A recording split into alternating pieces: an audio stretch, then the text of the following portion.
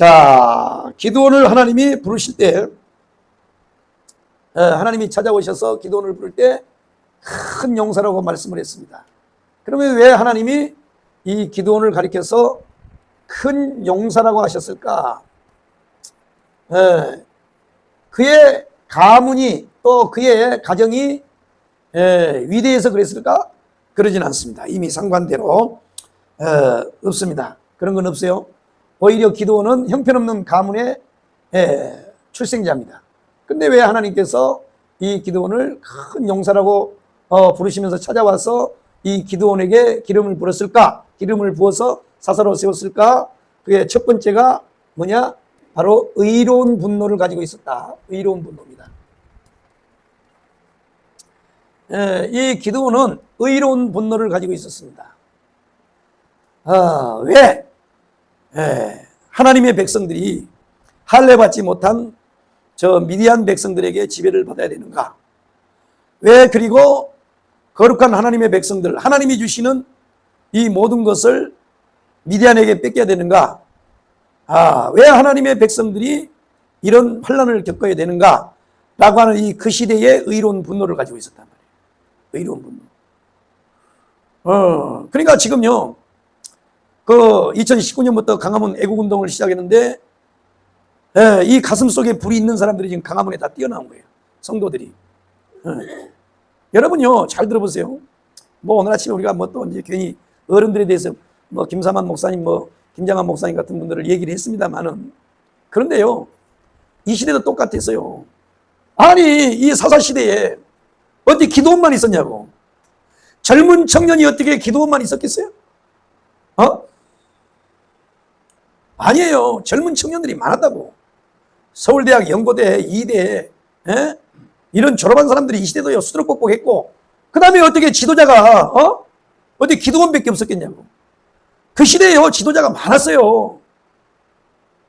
많았다고. 나름요, 방귀깨나 끼고 똥방귀깨나 끼는 사람들이 많았다고. 똑똑한 척한 사람들이 많았다고. 그런데 문제는 뭐냐?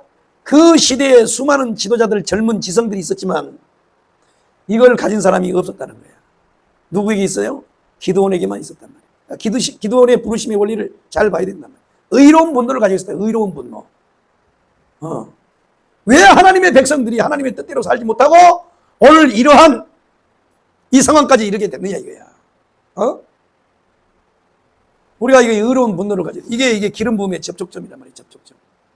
그러니까 하나님이 기도를 찾아온 것은 어떤 외적인 출생 가문이라든지 이런 것을 보고 오신 것이 아니고 바로 이 가슴에 있는 씨, 이걸 가지고 있습니다. 의로운 분노.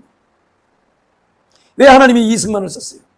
그 시대에 이승만과 같은 지도자들이 많았습니다. 그와 견주어서 뒤떨어지지 않을 만큼 위대한 지도자들 많았잖아요.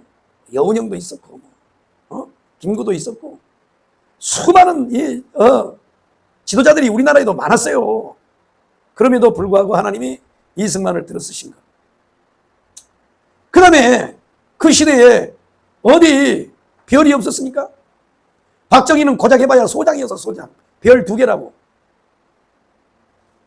박정희 이후에도요, 별 3개, 별 4개짜리들이 다 있었다고. 근데 왜 하나님이 그 시대에 박정희를 썼냐? 성경을 보면요, 지도자는 이거는요, 사람이 세운 게 아니에요. 그게 악한 왕이든지 의로운 왕이든지 분명히 하나님이 세운 거예요. 그럼 악한 왕은 왜 세우냐? 하나님의 백성들이 깨닫지를 못하니까 환난을 통해서 하나님이 다스리려고 그렇게 한단 말이에요. 그래서 이 기드온은 의로운 분노를 가지고 있어요. 그 시대에 의로운 분노를 가지고 있었다. 그래서 이제 하나님이 찾아오셨을 때 두 번째로 뭐 했느냐? 산제물입니다. 산제물.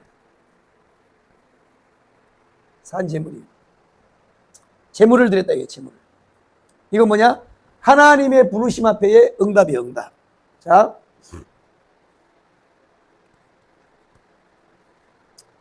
우리가 하나님의 부르심에는 뭐라 그랬어요? 소명입니다. 소명. 부를 쏘자. 그러니까 부를 쏘자인데 하나님이 부르시는 거예요. 우리가 이 소명에도 뭐예요? 두 가지가 있죠? 내적 소명, 외적 소명이 있어요. 이건 하나님의 부르심이란 말이에요. 하나님의 부르심을 보면 다양한 방법으로 불러요. 먼저 마음에 감동을 주시고 주변에 있는 사람들을 통해서 역사하시고, 이것이 외적 내적 소명인데 이거는 부르심이란 말이에요. 그 다음에 오늘 이 하나님의 부르심 앞에 사인제마를 드린 거는 뭐냐? 이거는 사명이에요. 사명. 온전히 하나님의 뜻을 깨닫고 하나님 앞에 내 삶을 내어놓겠습니다. 드려놓겠습니다. 하도 박정희가요 반대를 하니까 다음에 내 무덤에 침을 뱉으라 그랬어요. 내가 잘못됐다 그러면 내 무덤에다 침을 뱉으라. 여러분요,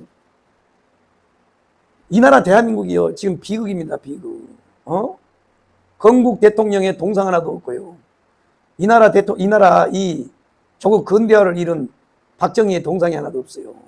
동상을 만들자는 것은 우상 숭배하자는 얘기가 아니에요. 우상 숭배가 아닌 게 아니라 그런 지도자가 있다라고 하는 것을 기억하기 위해서 기념비로 세우는 기념비. 굳이 우리는 그 동상 별로 필요 없어요. 우리는 그것을 자꾸 강조하는 것은 바로 자꾸 있는단 말이에요. 여러분이 박정희가 얼마나 대단한 사람인 줄 알아요?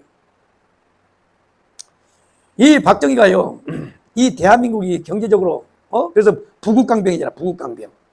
박정희 이 통치 철학은 부국강병이라는 부국강병. 그러면 뭐냐?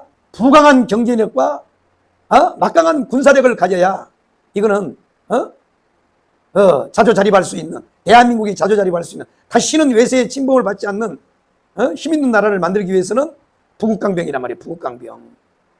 그래서 이 첫 번째 이 경제를 이 부국강병을 만들려면 부안 경제를 발전을 시키려면 뭐 했느냐? 고속도로란 말이에요. 고속도로. 이 박정희가 얻은 게 어디냐면 독일의 아우토반에 가가지고 그걸 보고 왔단 말이에요. 어떻게 해서 독일이 이렇게 그 세계대전을 치렀는데도 이렇게 잘 사는 나라가 됐을까? 그걸 보고 왔다고. 그래서 이제 경부고속도로를 놓으려고 뭐 차관 뭐 돈 뭐 이런 거, 그 다음에 뭐 또 설계 이런 걸 다 해가지고 하니까 제일 먼저 방해했던 사람이 누구요? 김대중, 김영삼이요. 그런데 이런 양반들이 우리나라의 대통령이 다 됐단 말이야. 왜 그런지 아세요? 아니 먹고 살 것도 없는데 뭔 길바닥을 내냐 이거야. 뭔 길바닥, 신장로에 살면 되지. 이게 김대중이, 김영삼이요. 그래도요 박정희가 굴하지 않으니까 왕복 8차선을 만들어야 된다. 왕복 8차선. 이 박정희가 계속 하도 반대를 하니까 결국 박정희가 양보를 했어요. 그럼 우선 4차선 만들고 반드시 내가 죽더라도 이거는 국책으로 8차선을 만들어야 된다. 왕복. 이게 박정희의 생각이요. 박정희. 그러니까 박정희는 벌써요 내다본 거란 말이야. 선진국 대회를. 그런데요 두 분은 못 내다본 거야. 그런 사람들이 대통령이 됐으니 뭐가 왔겠어요? IMF백이 또 와요? 경제라는 말도 제대로 못하고 경제 그랬으니 경제. 나는요 대우의 김우중이 김우중 회장 그 다큐를 내가 보면서요 엄청난 충격을 받았어요. 엄청난 충격.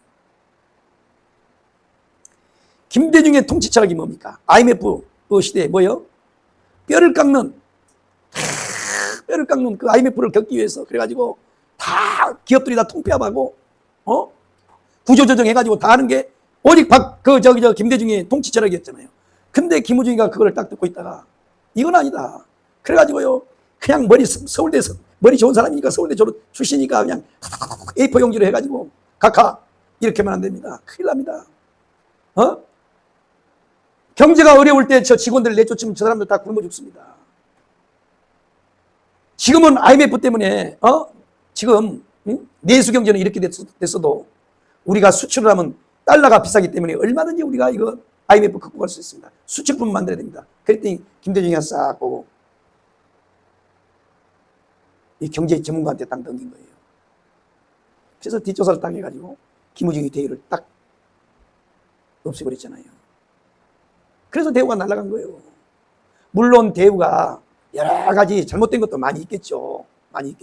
그런데요 세상에 내가 그걸 보면서 이야 만약에 박정희라 그러면 어땠을까?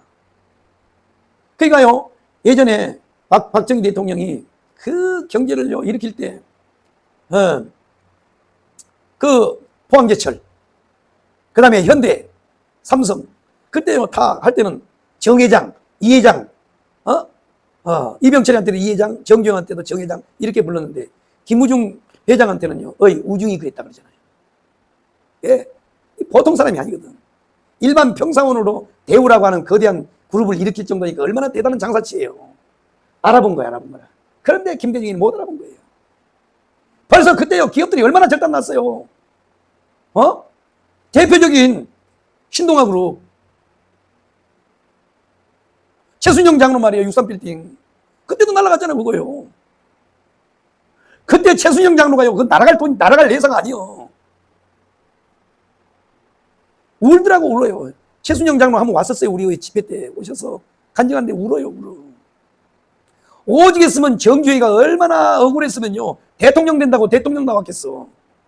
하도 시달리니까. 이 정권만 바뀌면요, 그냥 하도 시달리니까 정주회가 아예 그냥 꿈에도 소원이, 그래서 아들 하나 국회의원 보냈잖아. 하도 억울하니까. 그러니까 이 지도자가 그렇게 중요한 거예요, 지도자가. 이 지도자가 그렇게 중요해요. 내가 보니까요, 윤석열 대통령도 박정희의 DNA는 없는 것 같아요. 박정희의 DNA는 없어.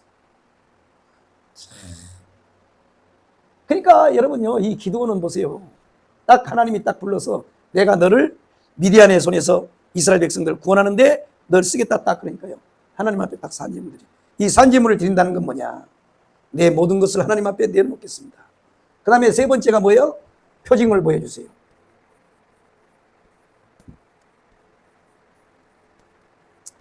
표징을 보여주세요. 표징을 보여주세요. 이거는요, 하나님의 존재론적, 하나님의 존재에 대한 시험이 아니고 하나님이 나를 통해서 역사하신다 그러면 하나님 살아계심을 보여주세요. 나타내 보여주세요. 이 표징이란 말이죠. 우리가 이런 기도를 해야 된다고 그랬죠. 이런 기도를. 이게 양털시험이란 말이에요. 양털시험. 양털시험. 그 다음에 순서는 좀 바뀌었지만 우상을 처단하라. 우상을 처단하라. 우상을. 이건 좀 순서가 달랐어요. 의로운 분노, 산재물, 그 다음에 우상을 딱. 하나님이 자기를 불렀다라고 하는 거에 내가 그럼 다 드리겠습니다. 그래 놓고 제일 먼저 한 게 하나님 앞에 우상을 처단하고 그 다음에 네 번째로 표징을 보여달라고 그랬어요. 보세요. 하나님 내가 이거 다 작사를 했으니까 정말로 하나님이 나를 통해 역사하실 걸 이제 보여달라고 이렇게 하시잖아요. 표징을 보여주세요.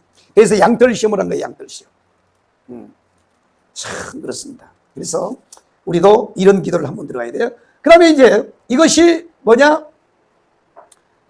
여기까지는 이제 기도원의 부르심이에요. 이게 여기까지는 기도원의 부르심입니다. 여기까지는 이제 기도원의 개인적 소명이에요. 이거는 이제 기도원의 개인적 소명이란 말이에요. 이거는 기도원의 개인적 소명입니다. 큰 용사라고 하나님이 찾아왔을 때 왜 찾아왔느냐? 그는 의로운 분노. 바로 이 박정희나 이승만이가 바로 이 기도원이 가지고 있던 이걸 가지고 있었다. 이거요. 이건 기도원의 개인적 소명입니다.